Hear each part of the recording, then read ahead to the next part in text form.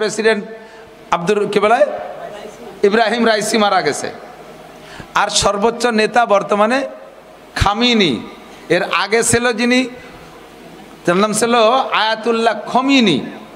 আমি বুঝতাম না, মনে করতাম যে যেই হয় তার নাম বুঝি খমিনি। ইদানিং বাক করে শুনতেছি আগে যিনি ছিলেন আয়াতুল্লাহ খমিনি। আর তারপর এই ইরানিরা এত সন্তুষ্ট ছিল, হযরত মাওলানা আলী হাসান সাহেব কথা এসে গেলে একটু নাক হয়ে গেলে বাল ঠেকতে যায় না। ইরাক আর ইরান যখন দীর্ঘকাল যুদ্ধ ছিল না, মুরব্বীরা জানেন, এই যুদ্ধ পশ্চিমেরা তো লাগায় রাখতে চায়। আর মধ্যপ্রাচ্যে যারা আছে মুসলিম কান্ট্রি, তারা পশ্চিমেকে 5-8টা গোলাম, তারাও মীমাংসা করার বুদ্ধি রাখে না। বাংলাদেশের সর্বোচ্চ ওলামায়ে কেরামদের একটা টিম এই ইরাক আর ইরানের গ্যাঞ্জাম মীমাংসার জন্য গিয়েছিলেন। তৎকালীন নেতৃত্বে ছিলেন হাফেজি হুজুর রহমতুল্লাহ আলাইহি, যশোরের আবুল হাসান যশোরী রহমতুল্লাহ আলাইহি, আপনাদের জামাই, শাইখুল হাদিস আল্লামা আজিজুল হক সাহেব রহমতুল্লাহ আলাইহি, ফজলুল হক আমিনী, আহমদ শফি সাহেব রহিমাহুল্লাহ, সব এই বাছাইকৃত বড় বড় 28 জন গেছে। তার ভিতরে ইংলিশ জাননেওয়ালা মুতাকাল্লিম হিসেবে ইনিও রহমতুল্লাহ হযরত মাওলানা আলী হাসান শাহ হুজুর রহমতুল্লাহ ছিলেন। উনি তো ইংলিশ জানতেন। তো হুজুরের কাছ থেকে আমি যেটা শুনছি সেটা হুজুর বলেন যে ইরানিরা তাদের আয়াতুল্লাহ খমিনির সর্বকিছুর উপরে এত খুশি। যদিও শিয়া, সেটা ভিন্ন কথা, এখন আর শিয়া সুন্নি ভাগ করার সময় নাই। আগে ফিলিস্তিনদের বিজয় করে নিয়ে আসি, তারপরে শিয়া সুন্নি ভাগ করব। তো ওই সময় উনি বলেন প্রত্যেক নামাজের পরে তারা খমিনির পর এত সন্তুষ্ট, আরবিতে এবং ফার্সিতে 2 প্রকার দোয়া করত। তারা বলতো, এক সেটে বলে উঠতো, ইলাহি ইলাহি হাত্তা জুহুরিল মাহদি ইহফাজ লানাল খুমাইনি ইহফাজ লানাল খুমাইনি, খুদায়া খুদায়া তা ইমামে মাহদি রা এজাহার খুমাইনি রা নেগাদার খুমাইনি রা নেগাদার। আল্লাহ ইমাম মাহদি আসা পর্যন্ত আমাকে খমিনিরে হায়াত দাও। এলাহি ইলাহি হাত্তা জুহুরিল মাহদি, হে আল্লাহ যতদিন ইমাম মাহদি না আসবে ইহফাজ লানাল খুমাইনি, আমাদের খমিনিরে তুমি হেফাজত করো। এই আরবি ফার্সি দুটোরই একই তর্জমা। বহুত বড় আলেমও ছিলেন, বহুত বড় আলেম ছিলেন। আলী হোসেন শাহ হুজুরের দেশে ইরানের কেন্দ্রীয় জামে মসজিদে উনরা যেদিন আসবে তার আগের দিন জুমার নামাজের আগে খুতবা বয়ানের দায়িত্ব দেশে। সব বড়রা সামনে বসা, হুজুর বয়ান করতেছেন। তো বয়ানের ভিতরে শিয়াদের অবস্থা আপনারা জানেন না, আমরা দেখেছি, যাদেরকে দেখেছি নামাজ পড়তেছে, হাঁটতেছে, নামাজ পড়তেছে। একজন নামাজ পড়তে তার ভিটির মধ্যে আর একজন লাফ দিয়ে চলে যাচ্ছে, এইভাবে সেল্লা বেল্লা। এই অবস্থা দেখা উনরা 28 জন 1 মাস পর্যন্ত সফর করছে, একবার ইরাক একবার ইরান, একবার ইরাক একবার ইরান যাতায়াত। ফাইনাল ফ্লাইট হবে ইরান থেকে। তো যেদিন যে শনিবারে ফ্লাইট হবে, শুক্রবারে জুমার নামাজের সময় বয়ানের দায়িত্ব দিয়েছে ওনারে। তো উনি বয়ান করতে করতে, উনি তো মেজাজি মানুষ, ওনার বয়ান যারা শুনছেন তারা তো জানেন শক্ত মেজাজের মানুষ। ওই বয়ানের ভিতরে বলে ফেলাইছে খমিনি সামনে, বলছে তোমাদের সব কিছু আমার ভালো লাগছে, অনেক কিছু ভালো লাগছে, তবে একটা জিনিস বড় খারাপ লাগছে, ইন্না সলাতাকুম কালাবিল কিরাত। আরবিতে বলে ফেলাইছে ইন্না সলাতাকুম কালাবিল কিরাত, তোমাদের নামাজ বান্দর খেলার মতো। বান্দরে যেমন লাফালাফি ভালাভালি বেড়ায়, তোমরা নামাজের মধ্যে একজন সিজদা দিচ্ছে তার ভিডির মধ্যে লাফ দিয়ে চলে যাও, একজন নামাজে আসছে সামনে দিয়ে এটি চলে যাও। এটা কি? এটা খমিনির মাইন্ডে লাগছে খুব, যে আমাদের নামাজকে বান্দর খেলার মতো বললো। শনিবারে ফ্লাইট ক্যান্সেল করে দিয়ে ওনাকে ফরমান জারি করছে মৌলানা, আমাদের নামাজ বান্দর খেলার মতো, এটা কোরআন হাদিসের দলিল দিয়ে প্রমাণ করবেন, যদি প্রমাণ না করতে পারবেন তাহলে আপনাদের ফ্লাইট ক্যান্সেল। আর সে যে মানুষ মতের খেলাফ হলেই জবই দিয়ে দেয়, মতের খেলাফ হইলেই জবই দিয়ে দেয়, যত বড় যেই হোক না কেন, একটু পরোয়া করে না। আমেরিকার সাথে সেই থেকে মোকাবেলা করে আসতেছে, আমেরিকারে 5 পয়সা ভ্যালু দেয় না, এখনো পর্যন্ত দেয় না ইরানিরা। বিশ্বের সব মধ্যপ্রাচ্যের সমস্ত রাজা বাচ্চারা, সব বড়ি মিয়ারা আমেরিকার 5 ইরান কিন্তু তার জায়গায় ঠিক আছে। কথা বলেন ঠিক ঠিক না? একেবারে মজবুত বিটা মাংসের মতো দাঁড়িয়েছে, ও কেউ রে ভয় পায় না খমিনি। এখন কালকে জবাব দিতে হবে, আমাদের নামাজ বান্দর খেলার মতো কেন? এই প্রশ্ন করে পাঠাইছে, সাংবাদিক পাঠাই দিয়েছে। এখন মন্ত্রীর মাধ্যমে প্রস্তাব আসছে। এখন শাইখুল হাদিস সাহেব যারা গেছে 1 মাস পর্যন্ত দৌড়ি করে কালকে ফ্লাইট। আরে মিয়া হজেও যদি যান, এদিক দেখান, হজের মোহাব্বত আছে না নাই? হজে যাবেন তো? এই যতদিন না গেছেন অতদিন পর্যন্ত পাগল, আল্লাহ আমি যদি একবার জাতি বাড়ি আর বাড়ি আসবো না। কিন্তু হজ করা হয়ে গেলি পরের দিন আপনি অন্য হয়ে যাবেন বাড়ি আসতে। হজ হয়ে গেলি আর মন টেয়ে না, হজ হয়ে যাওয়ার পরে আর দাঁড়ায় না। যত মক্কা মদিনার মহব্বত আশেকে রসুল হোক, হজ হয়ে গেলে আর দাঁড়াইতে মনে যায় না। তো হজে যাইও পাগল হয়ে যায় বাড়ি আসতি, আর সে জায়গায় ইরানে যাইয়া কালকে ফ্লাইট, আর সেখানে আটকায় দেশে যদি এই জব না দিতে পারে ফ্লাইট ক্যান্সেল, আরও যেদিন জব দেবা সেই দিন ফ্লাইট। সাইকুল হাদিস সাহেব ওনাকে বলতেছে, মিয়া তুমি কোনো কথা কও তাই তুই এই জায়গাও কবা, সব জায়গা কও তুই এই আজকে কালকে ফ্লাইট, এ যে মানুষ তুমি চেনো না ওরে, ও তো সব কাটার ধরে জবই দিবে না, মীমাংসা সব শেষ করে দেবে, সালিশ মারি বেলায় দিবে না। আইসে সালিশ করতি হও কথা করতে আর জায়গা পাও না। তুমি বলে যে হুজুর আপনারা পাশে থাকেন, দোয়া করেন, কিতাবাদি কিচ্ছু তো নাই, কালকে সকালবেলা জবাব দিতে হবে। কয়েকজনে এমন ভয় দিয়েছে, বিশেষ করে সাইকুল হাদিস সাহেব কয় যে রাত্রে সব কিছু পয় পরিষ্কার করে রেডি হয়েছে, জব না দিতে পারলি তো মারি ফেলবে। সকালবেলা টাইম দিয়েছে, নির্দিষ্ট টাইমে আমাকে নিয়ে বসাইছে, এখনো কমিনি আসে নাই। টাইম যখন ঘড়ির টাইমে পূর্ণ হয়ে গেছে, ফিস করে গেট খুলে গেছে, দেখি যে কমিনি হাজির, বিশাল জোয়ান, মাথায় পাগড়ি, জুব্ব পরা, চলে আসছে। এসে কোনো কথা নাই, সালাম দিয়ে বলছেন, আপনি জবাব দেন আমাদের নামাজকে বান্দর খেলার মতো কেন বললেন? তো উনি রাত্রে মুরব্বীদের সাথে মশওয়ারা করে নিজের এলিম অনুযায়ী নামাজ কেমন পড়তে হবে, নবীওয়ালা নামাজ কেমন, সুন্নতি নামাজ কেমন, কোরআন হাদিসের এলেম ওনার কাছে যা আছে, এবং বড়রা তো সবই আছে, এলেমের তো অভাব নাই, যদিও কিতাব নাই। আবুল হাসান শাহ হুজুর, মুহাদ্দিস শাহ হুজুর, শাইখুল হাদিস সাহেব, ফজলুল্লাহ কামিনী, আহমদ শফি সাহেব, হাফেজ হুজুর, উস্তাদরা রয়েছে, এলেমের অভাব নাই। সকলের কাছ থেকে হাদিস সংগ্রহ করে নিয়ে উনি পেশ করে দিলেন যে কালা রসুল নবী পাক সাল্লাল্লাহু আলাইহি ওয়াসাল্লাম বলেছেন, যদি কোনো ব্যক্তি নামাজে দাঁড়ায়, তার সামনে দিয়ে তুমি যত জরুরত হোক, কম 40 বছরও যদি হয়, তবুও তার সামনে অতিক্রম করবে না। সনদ সহ সহি হাদিস 4-5টা শুনে দিছে। শুনুন, সাথে সাথে সনদ সহ যখন হাদিস শুনাইছে, খমিনি বললেন এই কিতাব আনো। কিতাব আনে মিলে দেখে হাদিসের সব কিতাবগুলো, সমস্ত কিতাবের সাথে ওনার হাদিস মিলে গেছে। সাথে সাথে খমিনি বললেন, মৌলানা আপনার জন্য এবং আপনার জন্য বিশেষ করে আমার রাষ্ট্রের পক্ষ থেকে বিশেষ একটা পুরস্কার নির্ধারণ করা হলো, আপনাকে পুরস্কৃত করা হবে। আপনি কি চান বলেন, আপনি যা চাবেন আপনারা সেই পুরস্কার দেব। তো উনি বললেন, আমি তো একা না, পুরস্কার উনি দেখলেন যে পুরস্কার জন দেবে, তা না নিয়ে যাবো কে? তা আমি তো একা না, আমরা তো এত কয়জন, আমাদের দিলে সবাই রে দিতে বলেন, হ্যাঁ সবাই রে। তো উনি বললেন যে আমার এই কিতাবের প্রয়োজন, এই কিতাবগুলো দেবেন। উনি সেই আমলে প্রায় 1 থেকে 1.5 লক্ষ টাকার কিতাবের লিস্টই দিয়েছে। সেই হারে সবাইরে, সেই 28 জনের সবাইরে কিতাব দিয়ে দিয়েছে, এবং অনেক হাদিয়া তোফা আরো আনুষঙ্গিক অনেক কিছু দিয়ে তারপরে পাঠাইছেন। যে কথাটা বলতে যে লম্বা হয়ে গেল কথা। তো এই যে এলমি ইস্তেদাদ, এলমি যোগ্যতা রাজার ভিতরে, বাদশার ভিতরে থাকতে হবে, এরকম যোগ্য আলেম ছিলেন। বর্তমান যিনি আছে তিনিও মোটামুটি, কিন্তু ইনি এন্তেকালে পরে কে হবে তাই নিয়ে ইরানের ভিতরে দ্বিধাদ্বন্দ্ব চলছে, এই মাপের যোগ্য মানুষ নেই।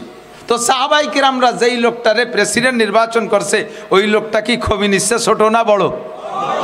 ওই লোকটা বর্তমান খামিনির চাইতে ছোট না বড়? বহুতের চাইতে বড়, বলকে বহুত বড়। खुद न थे जो राह पर गए रू के हादी बन गए, खुद न थे जो राह पर गए रू के हादी बन गए, क्या नजर थी जिसने मुर्दू को मसीहा कर दिया। নিজেই ছিলেন গুমরাহ। কেমন গুমরাহ? বিশ্ব নবী মুহাম্মদ রাসূলুল্লাহ সাল্লাল্লাহু আলাইহি সাল্লামের কল্লা কাইটা নিয়া আবু জাহেলের হাতে দিয়া 100 উট পুরস্কার নেবে, কেইসা ধামড়ার দামড়া ছিলেন। আর আল্লাহ তাআলা সেই মানুষটারে পাল্টাইয়া সারা পৃথিবীর জন্য, শুধু মুসলমানদের জন্য নয়, হযরত ওমর ইবনে খাত্তাবের খেলাফত, হযরত ওমর ইবনে খাত্তাব রাদিয়াল্লাহু তাআলা রাষ্ট্র পরিচালনা পদ্ধতিটা, এরা সারা পৃথিবীর মুসলমান সমস্ত রাষ্ট্রপ্রধানের জন্য একটা মডেলে পরিণত হয়ে গেছে। ঠিক কি না? তাহলে এই লোকটার কি এলেমের অভাব আছে বলে মনে হয়? এবং প্রথম সিরিয়ালে যারা ইসলাম গ্রহণ করছে তার ভিতরে 39তম অথবা 40তম, মক্কায় থাকতে মক্কি সাহাবী। এই লোকটার এলেমের অভাব নাই। সিদ্দিকা আয়েশা রাদিয়াল্লাহু তাআলা আনহার বয়স যখন 18, তখন সিদ্দিকা আয়েশা বিধবা হয়েছেন। আর নবী আলাইহিস সালামের নবুয়তি পার প্রথম বছরই হযরত ওমর মুসলমান হয়েছেন। তাহলে হযরত ওমরের ইসলামের বয়স যখন 23, সেই সময় হুজুর ইন্তেকাল করেছেন, আর ওই সময় আয়েশার বয়স 18। তাহলে আয়েশা টোটাল বয়সের চাইতে হযরত ওমর রাদিয়াল্লাহু তাআলা আনহুর ইসলামের বয়সী 18 পরে 23 কত লাগে 5 না আরো 5 বছর বেশি। তাহলে আয়েশার টোটাল জীবনের হায়াত যতদিন তার চাইতে হযরত ওমরের মুসলমান হওয়ার জিন্দেগির বয়সও 5 বছর বেশি। তাহলে এই ওমর কি হুজুরের কোনো কিছু জানতে বাকি আছে? সেই ওমর রাদিয়াল্লাহু তাআলা আনহু হযরত আয়েশার কাছে যে বলতেছেন, ইয়া উম্মাল মুমিনিন কাইফা কানা খুলুকু রাসূলুল্লাহ সাল্লাল্লাহু আলাইহি সাল্লাম, ওমা আয়েশা তুমি বলো তো হুজুর আলাইহিস সালামের স্বভাব কেমন ছিল, চরিত্র কেমন ছিল? সিদ্দিকা আয়েশা একটু হেসে বললেন, ইয়া খলিফাতুল মুসলিমিন, ও খলিফাতুল মুসলিমিন, আপনার ইসলামের হায়াতই আমার গোটা হায়াতের চাইতে 5 বছর বেশি। আর আমি নবী পাকের ঘর করছি মাত্র কয় বছর? 9 বছর বয়সে স্ত্রী হিসেবে ঘরে আসছি, আর 9 বছর হইতে না হইতে হুজুর চলে গেলেন।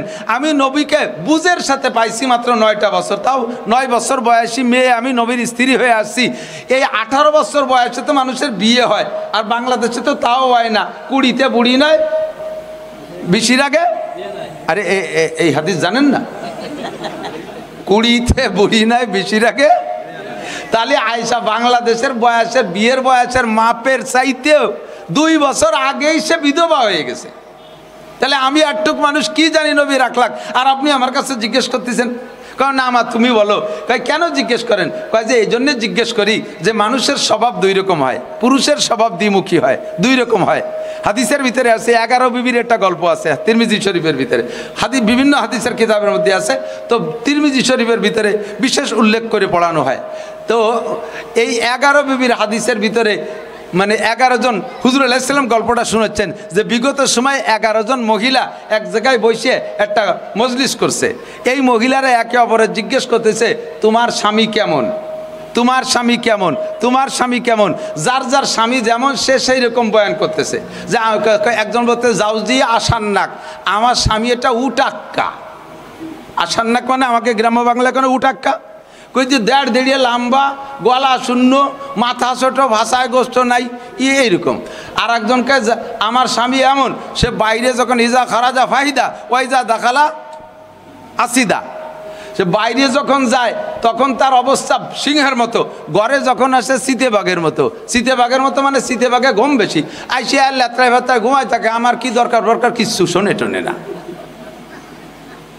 আর একজনকে আমার স্বামীও এরকম, বাইরে যখন যায় তখন আমার স্বামী বাইরে যখন যায় তখন বাঘের মতো, বাড়ি যখন আসে বিলের মতো। বাইরে যখন যায় তখন তার দিকে ফিরে তাকাতে পারে না, বড় বড় বিটাকে থাবড়ায় শীত করে ফেলায় যায়। আর বাড়ি যখন ঢোকে তখন আমি চড় দিলেও মুখ মুছে এটি চলে যায়। এইরকম 11 বিবির গল্প। তো হযরত আয়েশাকে বলতেছেন যে পুরুষের স্বভাব 2 রকম হয়, কেউ বাইরে একরকম ভিতরে আর এক রকম। বাইরে বিশাল বাঘের মতো, ভিতরে বেড়ালের মতো। আবার অনেকে বাইরে গেলে পারা বেনা লাগে, চড় খাইয়ে বাড়ি এসে বরফিটি সেটা শোধ দেয়। আছেন এরকম কোনো বাহাদুর? বাইরে ভ্যানালারা চড়াই দেশে শোধ দিতে পারে না, বাইরে ঘরে এসে বোর চুল ধরে মারে আর কয় চিনিস আমি এদেশের পাইছিও, দেখায় ছেড়ে দেবো, বউরে দমের নাড়ি বারো ফেলাইতে মারতে উল্টো বেসতে। এইরকম পুরুষরা 2 রকম 3 রকম হয়ে থাকে। সেই হিসেবে আমরা হুজুরের বাহিরের অবস্থা জানি, বাইরের অবস্থা মাশাআল্লাহ এ তো বেমিসাল, অতুলনীয়। আর ঘরের ভিতরের অবস্থাটা, আমারও মেয়ে একটা তোমার সাথে সতীন হুজুরের স্ত্রী ছিলেন, তবে আমার মেয়ের চাইতে হুজুর তোমাকে বেশি ভালোবেসেছেন। কাজেই হুজুরের আভ্যন্তরীণ অবস্থা তুমি বেশি জানো, আর বাইরেও হুজুরের সাথে তুমি বেশি সফর করেছো, এই জন্য ভিতর বাহির সবটা তুমি ভালো জানো। এই জন্যই তোমার কাছে জিজ্ঞেস করছি কাইফা কানা খুলুক রাসূলুল্লাহ সাল্লাল্লাহু আলাইহি ওয়াসাল্লাম। ও আয়েশা তুমি একটু কও নবী আলাইহিস সালামের বিলকুল চরিত্র কেমন ছিল, খেয়াল করতেছেন সবাই? তো হযরত সিদ্দিকা আয়েশা বলতেছেন, ইয়া আমিরুল মুমিনিন আলা তাকরাউল কুরআন, খলিফাতুল মুসলিমিন আপনি জিজ্ঞেস করলেন আপনি কোরআন শরীফ পড়েন না? কাল কোরআন শরীফ তো পড়ি তো, আমি তো প্রায় খতম দেই তো কোরআন শরীফ দিয়ে নবীর চরিত্র কি বুঝবো? তো সিদ্দিকা আয়েশা ছোট মানুষ, বয়স কম, কোরআন ও হাদিসের এলেম, নবী আখলাকের, নবী আলাইহিস সালাতু ওয়াস সালামের সিরাত, আখলাক, সুরাত সব কিছু সম্পর্কে কত জ্ঞান, এবং কোরআন হাদিসের ভিতরে কিভাবে ডুবাইছেন যে হযরত ওমর রাদিয়াল্লাহু তাআলা ভাবেন নাই যে কথা। আয়েশা তাই স্মরণ করা দিয়ে বলতেছেন, আপনি তো কোরআন শরীফ পড়েন, আলা তাকরাউল কোরআন, কোরআন পড়েন না? বলে জি পড়ি। তা আমি কোরআন দিয়ে কি বুঝবো? হযরত আয়েশা বলেন, কানা খুলুকুহুল কোরআন, 30 পারা কোরআন শরীফ যা বিশ্বনবী মুহাম্মদ রাসূলুল্লাহ সাল্লাল্লাহু আলাইহি ওয়াসাল্লামের গোটা জিন্দেগি তা। হুবহু কোরআন শরীফ আল্লাহর নবীর চরিত্র। আরে ভাই বোঝেন না, আমরা কোরআন শরীফটা জাস্ট পড়ি, তিলাওয়াত করি, ওর থেকে কিছুই বুঝি না। কোরআন শরীফ কি শুধু রমজানে তিলাওয়াত করার জন্য? কথা কন। নামাজে যতটুক লাগে অতটুক পড়ার জন্য? মাঝে মাঝে বিপদে পড়ে গেলে মান্নত করবো, আল্লাহরে লোভ দেবো, আল্লাহ তুমি যদি আমার এই ঝামেলাতে বাঁচাও তাহলে তোমার এক খতম কোরআন শরীফ পড়ে দেবো। আল্লাহ লোভে লোভে সেই বিপদ থেকে মুক্ত করে দেয়, পরে 300 টাকা দিয়ে একটা হুজুর দিয়ে কোরআন শরীফ এক খতম পড়াই দেয়। এই তাবিজ কবজের জন্য কোরআন শরীফ। কোরআন শরীফ জালিকাল কিতাবুল লা রাইবা ফি হুদাল লিল মুত্তাকিন শাহরু রমাদানাল্লাযী উনজিলা ফীহিল কুরআন হুদাল লিন-নাসি ওয়া বায়্যিনাতিম মিনাল হুদা ওয়াল ফুরকান। এক আয়াতে আসছে কোরআন মুত্তাকিন পরহেজগারদের জন্য রাহবারি করার জন্য এসেছে। আর এক আয়াতের ভিতরে আল্লাহ বলেন গোটা মানব জাতির পথ প্রদর্শনের জন্য আমি কোরআনে কারীম নাজিল করেছি। ব্যক্তি জীবন তুমি কোরআন দেখে গড়তে পারো, পরিবার পারিবারিক জীবন তুমি কোরআন দেখে সাজাইতে পারো, অর্থনীতি তুমি কোরআন দেখে করতে পারো, সমাজনীতি তুমি কোরআন দেখে করতে পারো, রাজনীতি তুমি কোরআন দিয়ে করতে পারো, আন্তর্জাতিক নীতিতে তুমি কোরআনকে কাজে লাগাইতে পারো। এ কোরআন শুধু তিলাওয়াতের জন্য নয়, শুধু নামাজের জন্য নয়, মান্নত করে তুমি বিপদ থেকে মুক্তি পাওয়ার জন্য নয়। এ কোরআন হলো কমপ্লিট কোড অফ মুসলিম। একজন মানুষ তার জিন্দেগিকে দুনিয়ার থেকে জান্নাতি মানুষ হিসেবে তৈরি কইরা সার্টিফিকেট নিয়ে টিকিট কাইটা জান্নাতের দিকে রওনা দেওয়ার জন্য যে যোগ্যতা লাগে ওই যোগ্যতা দিয়ে আমি কোরআনে কারীম নাজিল করেছি। 30 পারা কোরআন শরীফ ব্যক্তি জীবনে সব আছে না নাই? সামাজিক জীবনে সব আছে না নাই? অর্থনীতির সব কোরআনে আছে না নাই? সব আছে একেবারে আন্তর্জাতিক। এখন এই সব শাখার জুজি এলো কুল্লি কথা বললাম, হেডলাইন বললাম, এর প্রত্যেকটা শাখায় যাইয়া হাজার হাজার লক্ষ লক্ষ মাসআলা, হাজার হাজার লক্ষ লক্ষ মাসআলা সব কোরআনের ভিতরে। আর এই সব কিছু মিলিয়ে যদি কোরআন হয়, আর 30 পারা কোরআন যদি নবীর জিন্দেগি হয়, আর তার নাম যদি হয় সিরাত, তাহলে এই সিরাতের আলোচনা আমরা 100 ঘন্টা, 2 ঘন্টা, 2.5 ঘন্টা, 5 ঘন্টায় কিভাবে করব? নবী পাকের মতো বক্তা, সাহাবায়ে কেরামদের মতো শ্রোতা, তাদের ভিতরে নবী আলাইহিস সালামের মতো বক্তার তার গোটা জিন্দেগির এই সিরাতকে ব্যক্ত করার জন্য লেগেছে 23টি বছর। কয় বছর? 23 বছর। নবীর মতো বক্তা, সাহাবায়ে কেরামের মতো যোগ্য শ্রোতা, নবী পাকের সিরাত শিখতে শুনতে তাদের লাগছে 23 বছর, নবীর লাগছে 23 বছর। আমরা 10-20 মিনিট, 1 ঘন্টার মধ্যে কি বলতে পারি? কিছুই বলতে পারি না। শুধুমাত্র সিরাত সম্পর্কে শুধু তার হেডলাইন, তার সুরকি, শিরোনামের ব্যাখ্যাটা হয়তো বুঝতে পারি। মানব জীবনের এদিক লক্ষ্য করি, সময় কম যেহেতু এদিক আর বাড়ছি না। মানব জীবনকে কয়েক ভাগে ভাগ করা যায়, খেয়াল করি, কয়েক ভাগে ভাগ করে। একটা হলো বেলাদাত, একটু বোঝার জন্য বলছি, সব কথাই শুনবেন, খেয়াল করবেন, নিয়ে যাওয়ার মতো যেটা হবে সেটা নিয়ে যাবেন। আপনার জানা অনেক কথা আমি বলে ফেলাইছি, ওইটা আপনার ভালো লাগে নেই, ফাঁকে ফাঁকে দুটি একটা যদি অজানা থাকে ওইটা আপনি নেওয়ার জন্যে এই জানা কথাগুলোর ভিতরে ওত পাইতে বসে থাকবেন, যেগুলো জানি এটা জানি, কোনটা না জানা কয় সেইটা ধরবো। কাজেই ওই ফাঁকে যদি বেখেয়াল হয়ে যান, সেই অজানাটা ছুটে যাবে, গলে আপনার একেবারে খালি হতে বাড়ি যেতে হবে। এই জন্য সব কথা খেয়াল করতে হবে। মানব জীবনের কয়েকটা ধাপ। শুরু হলো বেলাদাত। 1 নম্বরে বেলাদাত। বেলাদাত মানে জন্ম, বেলাদাত মানে জন্ম। 2 নম্বরে আখলাক, 2 নম্বরে আখলাক। জন্মসূত্রে যে স্বভাবটা নিয়ে মানুষের জন্ম নেয় এর নাম আখলাক। খিলকাত মানে জন্ম, খিলকাত মানে জন্ম। আর জন্মের সাথে একটা যেই চরিত্র আর স্বভাব নিয়ে জন্ম নেয় একে বলা হয় আখলাক। ছেলেরা মনে রাখবা। 3 নম্বরে সিরাত। সিরাত বলা হয় শিক্ষাযোগ্যতার মাধ্যমে, লেখাপড়ার মাধ্যমে, শিক্ষাযোগ্যতার মাধ্যমে চরিত্রের পূর্ব অবস্থানকে পরিবর্তন করে আরো উন্নততর করার নাম হলো সিরাত। আরো উন্নততর করার নাম সিরাত। তো প্রত্যেকটা মানুষের একটা বিলাদাত আছে, এটা জন্ম। এই জন্ম বৃত্তান্ত কিস্সার নাম হলো মিলাদ। জন্ম বৃত্তান্ত কিস্সার নাম মিলাদ। তা আমার নবী পাকের জন্ম বৃত্তান্ত কিস্সা আলোচনা করার নাম মিলাদ। আমাদের দেশে প্রচলিত যে মিলাদ আছে আলেমুল আমাদেরকে ডাইকে দোকানপাটে বসাইয়া নতুন ঘর বানাইলা, প্রতিষ্ঠান একটা বানাইয়া বাস টাস কিনলে তার ভিতরে নিয়ে হুজুররা একটু সুরকিরাত পড়িয়ে টড়িয়া একটু দোয়ামুর দুরুদ শরীফ কয়েকবার পড়ে মোনাজাত করে দেয়। হুজুর আলাইহিস সালামের জন্মবৃত্তান্ত এই মিলাদ, সেই মিলাদের কিচ্ছুই আলোচনা হয় নাই, অথচ এটি আমাদের দেশে প্রথা বনে গেছে। এখন আল্লাহর রহমতে আস্তে আস্তে তা উঠিয়েও চলে গেছে। নবী আলাইহিস সালামের জিন্দেগীর যে কোনো অংশ নিয়ে মহাব্বতের সাথে আলোচনা করবেন, আল্লাহ তাআলা আপনাকে নেকি দিবে। নবী আলাইহিস সালামের মিলাদ নিয়ে আলোচনা করেন, জন্মবৃত্তান্ত আলোচনা করেন, নেকি হবে মহাব্বতের সাথে আলোচনা করলে। তবে একটা বোঝার বিষয় হলো যে আমার নবী পাক সাল্লাল্লাহু আলাইহি ওয়াসাল্লামের জন্মবৃত্তান্ত কিসসা আলোচনা করে ওই রকম জন্মবৃত্তান্ত জন্ম অনুযায়ী আর জন্ম আমি নিতে পারবো না, ওই রকম একটা সন্তান আমি জন্ম দিতে পারবো না, জগতে ওই রকম সন্তান আর হবে না।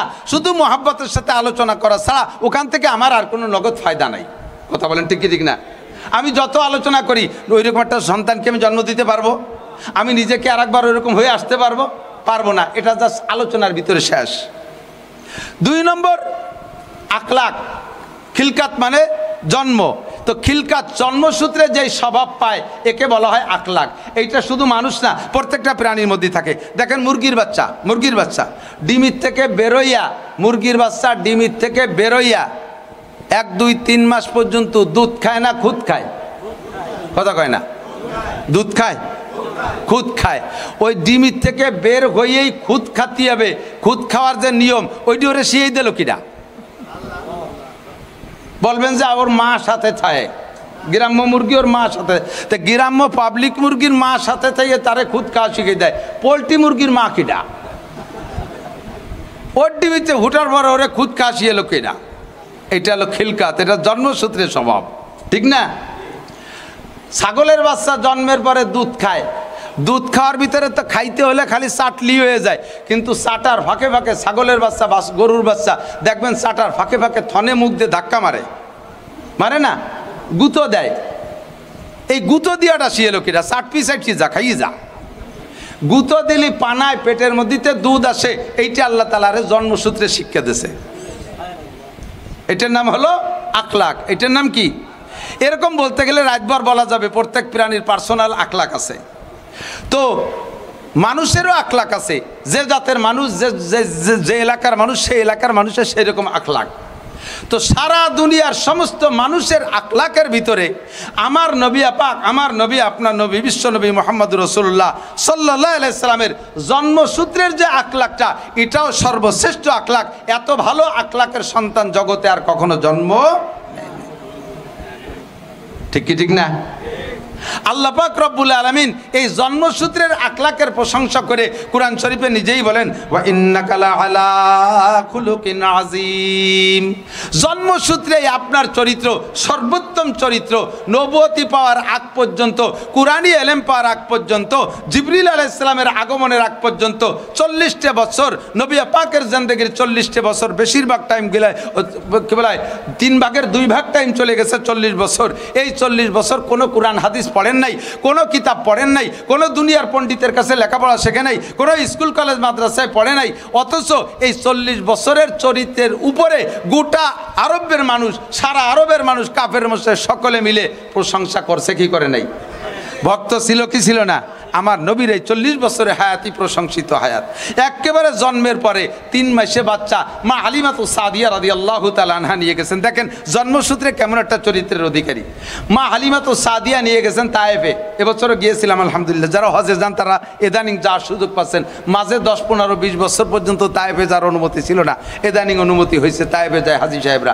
হালিমাতু সাদিয়ার বাড়ি দেখলাম সব কিছু যথেষ্ট দেখাইছে আল্লাহ। তো হালিমাতু সাদিয়া রাদিয়াল্লাহু তাআলা আনহা নবী পাক সাল্লাল্লাহু আলাইহি সাল্লামকে নিয়ে গেছেন। হুজুরের বয়স 3 মাস। 3 মাসে বাচ্চার ভিতরে কোনো বিচার বিশ্লেষণ বুদ্ধি কি থাকার কথা? কতক্ষণ থাকার কথা? নবী পাককে নিয়ে গেছেন। নবী পাক হালিমা সাদিয়ার দুধ পান করবেন টাকার বিনিময়ে। ওনার চাচা, ওনার দাদা, তারা টাকা পরিশোধ করবে। হুজুর তো 3 মাসে বাচ্চা, টাকা দেবে না, পয়সা দেবে না, ফ্রি খাবো, এ বুদ্ধি তো হুজুরির নাই। এর ভিতরেও যাইয়া হালিমার বাড়ি যখন গিয়েছেন, হালিমার একটা সন্তান, নাম তার আব্দুল্লাহ। আল্লাহ পাক নবী পাককে জন্মসূত্রে কেমন একটা ইনসাফি আখলাক দিয়েছেন যে হালিমার একটা সন্তান আছে, আমি তার দুধ সন্তান, আমি তো টাকার বিনিময়ে দুধ খাবো, আমি যদি তার দুইটা স্তনের দুধ সাফ করে খেয়ে ফেলি, তার পেটের সন্তানটা না খেয়ে কষ্ট পাবে। নবী পাক সেই জন্মসূত্রে তার উত্তম চরিত্রের প্রমাণ দিয়ে সে জায়গা দুইটা স্তনের দুধ নবী পাক কখনো হালিমার থেকে খান নাই। একটা স্তনের দুধ খেয়েছেন, আর একটা স্তনের দুধ জন্মসূত্রে স্বভাবের উত্তম স্বভাবের বহির্প্রকাশ, সেখানে একটা স্তনের দুধ খান নাই। এবং খাইতে গিয়ে হুজুর কোন স্তনের দুধ খেয়েছেন? যেই 2 বছরও বাড়ি বসে দুধ খেয়েছেন, হুজুর সর্বক্ষণ ডান স্তনের দুধ খেয়েছেন হালিমার, বাম স্তনে মুখ লাগাই দিলেও খাইতেন না, হুজুর ডান পাশের দুধ খাইতেন। আবার এর দ্বারা অন্য ফতোয়া নিজে নিজে আবিষ্কার করবেন না, তাহলে মায়ের বাম স্তনের দুধ হারাম, কথা কয় না। আমার নবী ডান পাশের দুধ খেয়েছেন, কারণ নবী ডানপন্থীদের নবী। কাদের নবী? ডানপন্থীদের নবী। নবী আলাইহিস সালাম প্রমাণ করছেন আমি ডানপন্থীদের নবী, আমার ভাই বামপন্থী তা না, সে আব্দুল্লাহ কাফের তা না, আমি খাবো তো আমার মোহাব্বতের সাথে আমি ডান পাশের দুধ খাবো। আর তাই হুজুর ডান পাশের দুধ খেয়েছেন, একটা দুধ রেখে দিয়েছেন। জন্মসূত্রে নবী আলাইহিস সালামকে আল্লাহ পাক এরকম মুনসিফ আর ইনসাফগার হিসেবে দুনিয়াতে পাঠিয়েছেন, সৃষ্টি করেছেন। এই জন্য নবী পাকের চরিত্র সম্পর্কে বলা হয় ওয়া ইন্নাকা আলা খুলুকিন আযীম, আপনি সর্বোত্তম চরিত্রের অধিকারী। আমি এই বিষয়টা আলোচনা করলাম, আমি নিজেও এইরকম চরিত্র আর ফিরে পাবো না, কারণ আমার তার দ্বিতীয়বার জন্ম হবে না যে আমি ফিরেবার যদি জন্ম হই তাহলে আমিও হালিমার বাড়ি যে ডান পাশের দুধ খাবো, আমিও আমার মায়ের ডান পাশের দুধ খাবো, বাম পাশেরটা খাবো না। এই কিস্সা শুধু বলা বলি পর্যন্ত শেষ, শুধু মহাব্বতের সাথে বলা বলি শেষ, ওখান থেকে আমার শিক্ষা নেওয়ার আর কিচ্ছুই নেই। আমি আমার বাচ্চারা শুধু তার মায়ের স্তনের ডান পাশের দুধ খাবো এটাও নাই, এক পাশের দুধে তার পেট ভরবে না, আর এক পাশের দুধ পড়ে যাচ্ছে, তাই বলে সেটা সে খাবে না, সে 2 পাশের দুধ পান করবে। এই বিষয়টা আলোচনা ছাড়া এর থেকে আমাদের শিক্ষার আর কিছুই নেই, কথা বলেন ঠিক কি ঠিক না?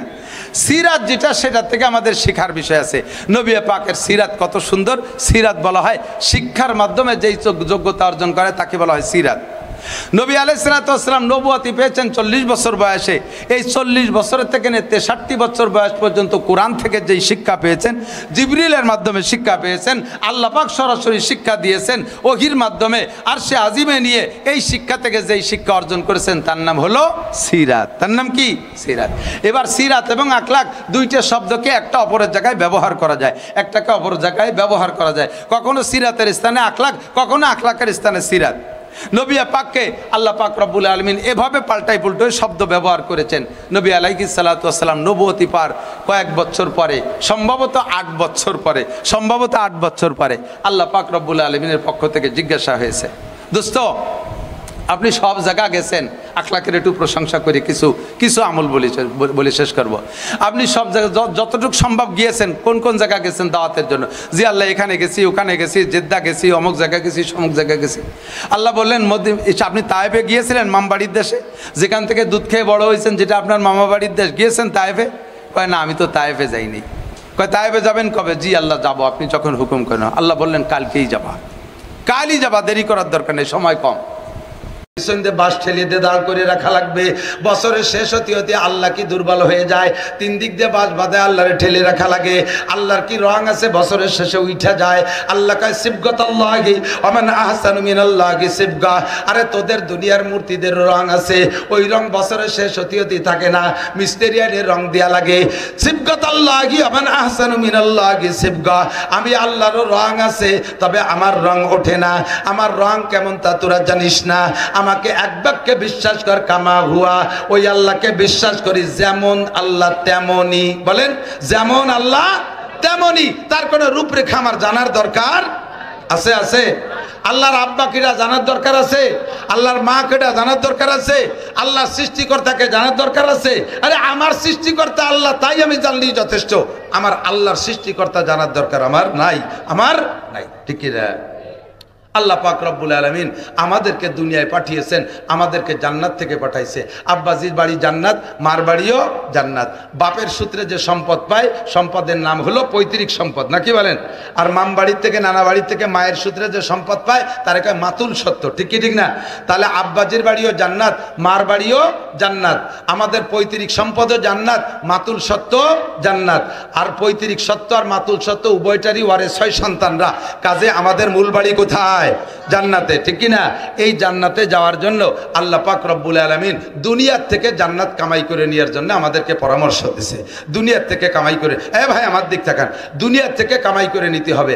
এখন কামাই করব কোন ভাবে, কি পদ্ধতিতে, এইটা তো আমার জানা নাই। ইচ্ছে মতো মন গড়া আমি দুনিয়া জান্নাত কামাই করার সিস্টেম তৈরি করলাম, অরিজিনাল ওইটা সিস্টেম না, তাহলে আমার হবে না। কাজেই জান্নাত কামাই করার জন্য পদ্ধতি যেটা, এর এলেম আমাকে শিখতে হবে। কথা কয় না? এলেম আমাকে না জানা, যদি সিস্টেম না জানি তাহলে ভালোবাসতে যে মেরে ফেলানো হয়। ছোট ছোট ভাই বোনের দিক তাকান, ছোট ছোট ভাই বোন অনেক ফ্যামিলিতে আছে, খুব ঘন সন্তান হয়, বছরে একটা। ওই বাড়ি খুশি হয়েছে, সুবহানাল্লাহ। বছরে একটা, হ্যাঁ বলেন সুবহানাল্লাহ, আলহামদুলিল্লাহ। কোটি কোটি টাকার মালিক, কত ডাক্তার দেখাইলে দেশ বিদেশ ঘুরা, একটা সন্তানও হওয়াতে পারতেছে না। গরিব মানুষ ভিক্ষা করে খায়, আল্লাহর রহমতে বছরে বছরে একটা পায়। এটা আল্লাহর নিয়ামত, ঠিক কি না? ও দোস্ত, আল্লাহ কষ্ট হয়ে যাচ্ছে। আমাদেরকে আল্লাহ পাক রব্বুল আলামিন সন্তান দেয়, বলি শুকর আদায় করি আলহামদুলিল্লাহ। এমন গণ গণ করিয়া প্রত্যেক বছরে একটা বাড়িও আমি দেখছি। তো যেটা একেবারে লাস্ট ওটা বসা শিখছে, তার ইমিডিয়েটলি বড় যেটা সেটা আটা শিখছে, তার চেয়ে বড় যেটা সেটা আর একটু আটা শিখছে, একটু দৌড়নি শিখছে, নাক দিয়ে শিয়েন পড়ে। তার বড়টা হয়তো কেবল স্কুলে একটু যাইতে পারে। এইভাবেই 6, 7, 8, 10টা হয়ে গেছে। এখন বাপে বাইরের থেকে কিছু খাবার টানলে, এই যেটা বাড়ি যারা থাকে ছোটরা ছেলে মেয়ে, বাপে খাবার টানলে কোনটা রাতে দেয় কোন? তো সবচেয়ে ছোটটা রাতে দেয়। সবাই ছোটটারে আদর করে, ভালোবাসে ছোটটারে।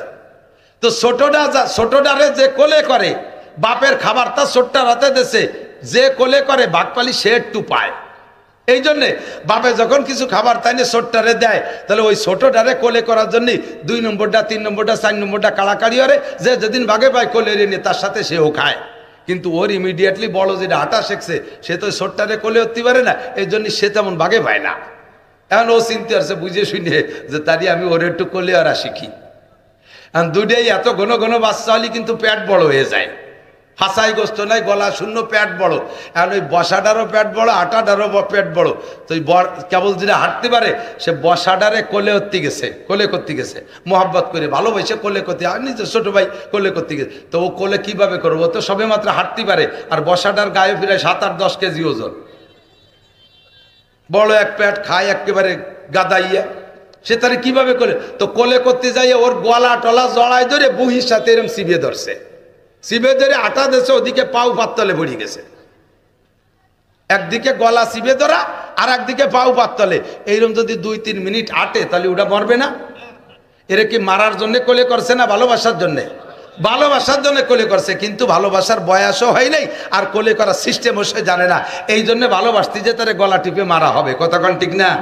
দিনকে খুঁজে পাইতে হলে আপনাকে বয়সও হতে হবে। এজন্য আল্লাহ তাআলা ভালোবাসার বয়স ধার্য করছে সাবালেগ। সাবালেগের আগে শরীয়তের কোনো বিধান আপনার উপরে আল্লাহ তাআলা চাপাই দেয় নেই, শরীয়তের কোনো বিধান নাই। সাবালেগের হওয়ার পরে আপনার পর শরীয়তের বিধান আসছে। এবার আপনাকে ইসলামের পর আমল করতে হলে জানতে হবে, মানতে হলে জানতে হবে। বলেন মানতে হলে জানতে হবে, না জানি মানা যায় না। অনেকে নামাজ পড়েন, কি পড়েন আপনি আমার কাছে জবাব দিতে পারবেন না। এমন এমন মাসালা আছে, যেই মাসালাগুলো না জানা থাকার কারণে আপনার সারা জিন্দেগির নামাজ পড়া হয়ে যাচ্ছে। খোদার কসম, 1 মিনিটও জান্নাতে যেতে পারবেন না।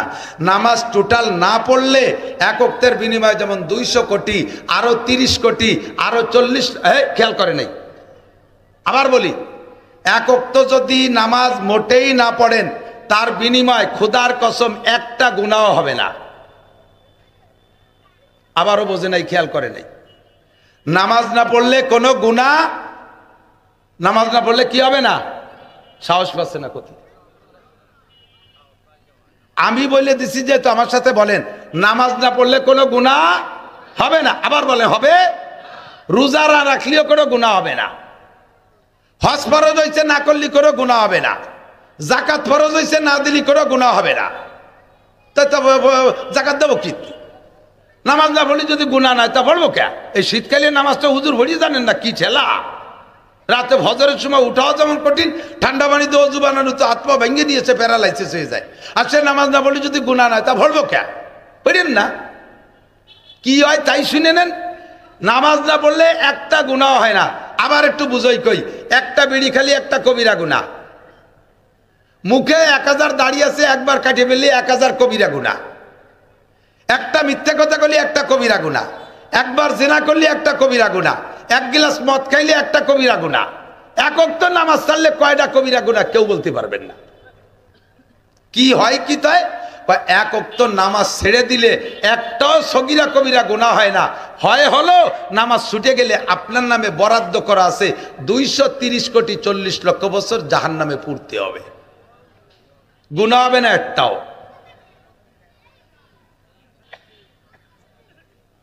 কথা কি বলছেন? এরপরে আর একটু বোঝেন, আর একটু ভালো করে বুঝাবে।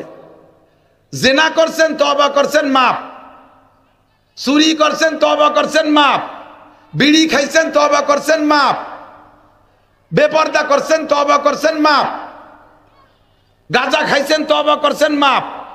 সারা জীবন ভরে 60 বছর নামাজ পড়েন নাই, মরার আগে আস্তাগফিরুল্লাহ পড়ছেন, এক ওয়াক্ত নামাজও মাপ হবে না।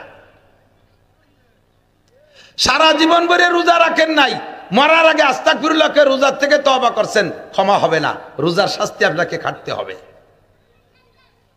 আবার বোঝেন, যদি এই তওবার দ্বারা নামাজ আর রোজার হজ আর যাকাত মাফ হইতো, আর মাফ হওয়ার দ্বারা বিচার কি? আল্লাহ পাক বলেন, যাকে আমি ক্ষমা করে দেই, যে গুনাহ থেকে ক্ষমা করি ওই গুনাহগুলো নেকি বানাই দেই। তাহলে আপনি মরার আগে সারা জীবন ভরে নামাজ না পড়ে আস্তাগফিরুল্লাহ পড়িয়ে আপনি সারা জীবনের নামাজের পরিবর্তে সমপরিমাণ নামাজ নিয়ে ক্ষমা তো পাইয়েই গেলেন, সমপরিমাণ নামাজ নিয়ে বেহেশতে চলে যাবেন। তা আমি বিটা 60 বছর খাইটে পিঠে ভরিয়ে কি এলো? তাহলে কেউ বলবো না মরার আগে আস্তাগফিরুল্লাহ কেউ মরবো। ভালো করে বোঝেন, বুঝতে পারছি? ও দোস্ত, এখন মোটেই নামাজ পড়েন নাই যারা, তাদের একাক বিশ্বাস হয়? এ বিশ্বনালার বিশ্বাস হয়? একাকত্বের কারণে 80 হুকবা জাহান্নাম। এ মহিলারা, পাগলামি করিস না, ছাগলামি করিস না, গা এলাই দিস না, আখিরাতে ভুল বুঝিস না। একাকত্ব নামাজের বিনিময় 80 হুকবা জাহান্নাম। জোহরের নামাজ যে জোহরে না পড়া দুনিয়ার কাজ কামের প্রেসারে জোহরে না পড়া আসরের সময় কাজা করলেন, আসরের নামাজের টাইম মতো না পড়া মাগরিবের সময় পড়লেন, আসর মাগরিবকে একসাথে ঈশার সময় নিয়ে পড়লেন, এরে বলে কাজা পড়া। তুমি টাইম মতো কেন পড়ো নাই? যদি তওবা না করে মরো, তওবা করলে কি হবে? এই টাইম নাম মতো না পড়া আর এক সময় পড়ার কারণে যে অন্যায়, তওবা করলে আল্লাহ এই অন্যায় মাফ করে দেবে, নামাজের কারণে ভিন্ন শাস্তি দেবে না। আর যদি তুমি তওবা না করো, তাহলে জোহরে আসরের সময় পড়লে, আসরে জোহর মাগরিবে পড়লে, ফজরে জোহরে পড়লে, তাহলে তোমার আমল নামায় যে পরিমাণ অপরাধ জমা হয়েছে, তাতে এক ওয়াক্ত নামাজ কাজা পড়ার পরেও, জোহরে আসরে পড়ে দেওয়ার পরেও 1 হুকবা জাহান্নাম। 1 হুকবা মানে 2,88,00,000 বছর। দোস্তরে, আর যদি নামাজ ছুটে যায়, কোনোদিন তা পড়ে না দেন, 1 হুকবা 1 ওয়াক্তের বিনিময় 80 হুকবা জাহান্নাম। 80 হুকবারে 240, 2,88,00,000 দিয়ে গুণ দেন, বের হবে 200 কোটি, আরো 30 কোটি, আরো 40 লক্ষ বছর। এ পর্যন্ত কথা শেষ নয়, আর একটু লক্ষ্য করেন। এবার আপনি যে নামাজ পড়ছেন, ওই নামাজ পড়ার পরও নামাজ হয় নাই, নামাজ পড়ার পরও নামাজ হয় নাই, তাহলে কি হবে? কয় পড়ার পরও নামাজ ভুলের কারণে যদি না হয়, মোটো না পড়লে যেমন 1 ওয়াক্তের বিনিময়ে 230 কোটি 40 লক্ষ বছর, ভুল নামাজ পড়লো তোমাকে 230 কোটি 40 লক্ষ বছর। এবার ভুল হলো কিসে তা শুনে নেন। এই জন্য বলছি মজলিস ফিকিন একজনও নড়বেন না, কান লাগায় শুনবেন। 5-6টা মাসলা বলে দেব। সময় আমার 8:30 পর্যন্ত, অত্যন্ত অসুস্থতার ভিতর দিয়ে কয়টা মাসলা বলে মজলিসটারে দামি বানায় থুয়ে যাই। এদিক তাকান দোস্ত, যে কারণে নামাজ, যেসব কারণে নামাজ নষ্ট হয়, তার ভিতরে 1 নাম্বার নামাজে অশুদ্ধ পড়া। ইন্টারভিউ নেব, মাঠ খালি হয়ে যাবে, সামনে দিয়ে একজনের জিজ্ঞেস করতে, তুই পিছন দিয়ে সব সাইডিয়ে ভয় নাই, জিজ্ঞেস করতেছি না। চেহারা দেখে টের পাই, যে যার ব্যবসা করে সে তার মাল দেখলি বোঝে, এটা কথা কই না? যে যার ব্যবসা করে সে তার মাল। আমি মাল দেখলি চিনি। যখন একটা দাঁড়িয়ে হয়েছে সেই সময় তো ইমামতি হরি, কত ডাটের ডাটের ছবি সব দেখলাম, তিনের খেতায় দিয়ে পাগড়ি বান্ধা, 43 বন্ধের জুব্বা একটা গায়ে, ঘাড়ের উপরে যায় নামাজ, বগলের দস্তারখান, বিড়ি খালিও দস্তারখানে খায়, হাতে কোড়া লাঠি, হাতে 500 দানার তসবি, কানের মধ্যে মেসক গুজা, দাড়ির মধ্যে খিলেল গুজা, বাবের আর অভাব নাই। আলহামদুলিল্লাহ জিজ্ঞেস করছি, গালে প্যারালাইসিস সে শিখেছে, করতে পারে না। দোয়া কুনুত জিজ্ঞেস করছি, কয় সে সময় কুলুসুরও পড়ি। দোয়া কুনুতির জায়গা কুলুসুরও পড়ে, দোয়া কুনুতির জায়গা কুলুসুরও পড়লে নামাজ হবে? এই জলের ভিতরে হলুদের পরিবর্তে হলুদ নাই বিধায় একটু লবণ বেশি দিলেন, খাওয়া যাবে? লবণের জায়গা যদি হলুদ বেশি দেন, লবণ না একটু হলুদ দিয়ে সেটুকু মেকআপ করে দেই, হবে? খাওয়া যাবে? তাহলে একটার জায়গা আর একটা দিলে যেমন হয় না, দোয়া কুনুতির জায়গা দোয়া কুনুত ছাড়া কুলুসুরও দিলেও হয় না। কাজে আপনাকে এটা শিখতে হবে। দুনিয়ার সব কিছু জানলেন, আইএ পড়লেন, বিএ পড়লেন, এমএ পড়লেন, ইংরেজি জানেন, অঙ্ক জানেন, বাংলা জানেন, পর্সা জানেন, দলিল জানেন, এসএ জানেন, বিআরএস জানেন, এসিএস জানেন, কত কিছু শিখলেন। আপনি জমিকাত মাপা শিখলেন, আপনি আল্লাহর কোরআনটা মাপা শিখলেন না কে? আপনি কোরআনটা পড়া শিখলেন না কে? মমতাজের কণ্ঠে গান গায়, দেখি যে বুড়ো, আর বাবা বুড়ো ধান কাটে আর জাকি, কুটি কুটি জাকি, লক করে শুনি যে মমতাজের গান গাইছে, বুকটা ফাটে যায়, এই ছোট ছোট জাকি দেয়। বুড়ো লালন সার গান গায়, বিজয় সরকারের গান গায়, একেবারে হুবহু জাকিতি কণ্ঠে মিল। এই পৃথিবী, এই সময় একটু গান এরম দিতে হয়, এই পৃথিবী যেমনই আছে তেমনই পড়ে রবে। এই জায়গার সামনের দিক দুটি জাকি আছে। সুন্দর এই পৃথিবী ছেড়ে একদিন চলে যেতে হবে, এরকম জাকি আছে, আইডিও জাকি জায়গা। শিখলে কোন জায়গাতে? ভাই বলো আর বন্ধু বলো, কেউ না সাথে যাবে, এই জায়গায় আইডিও চাই। সুন্দর, এবার হলো সামনের জাকি। সুন্দর এই পৃথিবী ছেড়ে একদিন চলে যেতে হবে। ঘাড়ের ডগো ঠিক আছে, হাতের জাকিও ঠিক আছে, মাজারের দুল ঠিক আছে, মাজার দুলও ঠিক আছে। আরে বিজয় সরকারের গান গাইতে যাইয়া সব জায়গা ঝাঁকি কণ্ঠ মিল আছে, মমতাজের ঝাঁকি কণ্ঠ মিল আছে, মনির খানের গানের ঝাঁকি কণ্ঠ মিল আছে। মোহাম্মদী কণ্ঠে কেন সুরো ফাতেহার ঝাঁকি কণ্ঠে মিল নাই? আয়সার কণ্ঠে, ও মহিলা কেন তোমার সুরো ফাতেহার ঝাঁকি কণ্ঠে মিল হয় না? ও জায়গা কেন মিলাইতে পারো না? কারাহা বা কলকে আরি জুমলা রাজ বা খোদা তদবির হিলা কায়ের আওয়াজ। দুনিয়ার সব কাজ তোমার পরিপাটি, ঘরটা কি সুন্দর সাজাইছো, শোকেস ভরে মালগুলো কত সাজাইছো, আলনা ভরে মালগুলো কি সুন্দর সাজাইছো।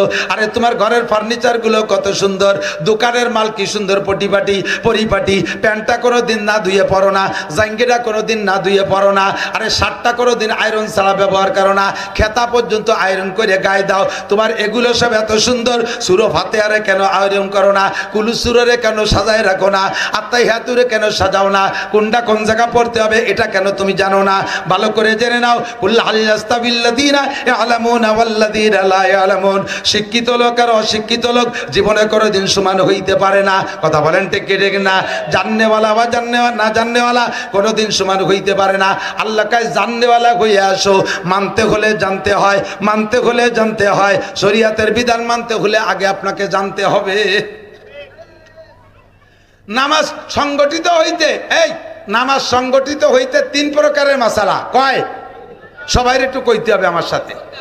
কয় প্রকার? বলেন। 13টা ফরজ, 14টা ওয়াজিব, 28টা সুন্নতে মুআক্কাদা, মুস্তাহাব সাইজের ছোট সুন্নাহ মিলে 51টা সুন্নাত। এই নামাজ 3 প্রকারের মাসালা দিয়ে আপনি কমপ্লিট করছেন, ঠিক। এবার এই নামাজ নষ্ট হওয়ার 19টা কারণ। কয়টা? তার ভিতরে 2টা কারণ আমি বলবো। একটা হলো নামাজে অশুদ্ধ পড়া, আর একটা হলো আমলে কাসির। কষ্ট হচ্ছে? খোদার কসম দিয়ে বলবো, আমার হাতে কোরআন শরীফ থাকলে আমি কসম খেয়ে বলতাম, এই 2টা মাসালা আমি আপনাকে শিখাবো। কিসসা কাহিনী আর ইত্যাদির ওয়াজ 1 লক্ষ বছর করলে আর শুনলে যেই নেকি হবে, তার চাইতে এই 2টা মাসালার ওয়াজ শুনলে আপনার বেশি নেকি হবে। আর এই 2টা মাসালা না জানা থাকার কারণে বহুজনের নামাজ নষ্ট হয়। 1 নম্বরে পড়া অশুদ্ধ। আপনি নামাজের ভিতরে প্রথম যে তাকবীরটা দেবেন, প্রথম তাকবীর বলেন তো। আমি নিজে শুনি, কয় আল্লাহু আকবার, আল্লাহু আরে টান দেছে, আকবার কইছে। কি কইছেন জানেন? আল্লাহু আকবার। এ আল্লাহ কি সবচাইতে বড় উশৃঙ্খল? আল্লাহ কি সবচেয়ে বড় বেয়াদব? এই আপনি হলো জিজ্ঞেস করতেছেন। আপনি যা বলছেন তার তর্জমা হয়েছে কি? আল্লাহু আকবার। এ আল্লাহ কি সবচেয়ে বড় বেয়াদব? আপনারে কি এই জায়গা দাঁড়ায় এই কথা বলা হয়েছে, নাকি আল্লাহ সবচেয়ে বড় এই কথা বলা হয়েছে? আল্লাহ সবচেয়ে বড় এই বলতে আপনাকে বলা হয়েছে। বলবেন আল্লাহু আকবার। আরে টান দেবেন না, আকে টান দিলি যদি আকবারও বলেন তর্জমা হবে কি? আল্লাহু আকবার। তর্জমা হবে আল্লাহ কি বড়? আমার তো মনে হয় না যে আল্লাহ গণেশের চেয়ে বড়। ঈমান থাকবে? নামাজ হবে? এবার আল্লাহু আকবার, তর্জমা বাতিল, নামাজ হয়নি। শুধু কিরাত না, এই সমস্ত জায়গা একামত তো শুনি।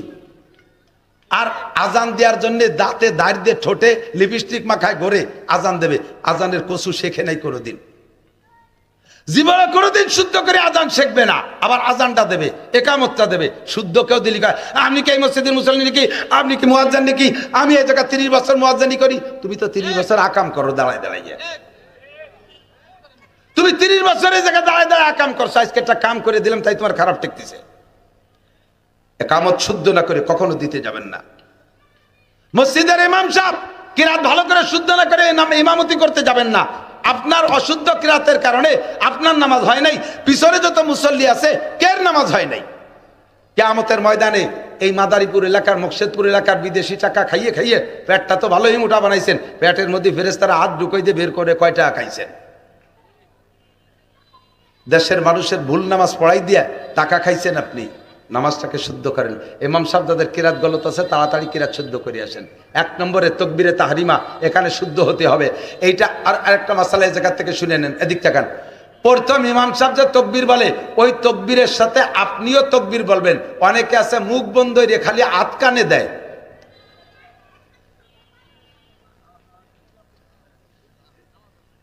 তেরো ফরজের একটা ফরজ তকবীরে তাহরিমা মুখে বলা, কথা কান। এইটা শুধু ইমাম সাহেব আল্লাহু আকবার বলবে না, আমরা সবাই বলতে হবে আল্লাহু আকবার। ঠিক আছে? এই তকবীর বলে না, খালি কানে হাত দেয়। কানে হাত না দিলেই নামাজ হবে, কোনো সমস্যা নাই। কানে হাত দেওয়া সুন্নত, সুন্নত ছুটে গেলে নামাজ নষ্ট হয় না। নামাজ হয় কিন্তু সুন্নত তরকের গুনাহ হয়। ফরজ আর ওয়াজিব ছুটে গেলে নামাজ হয় না।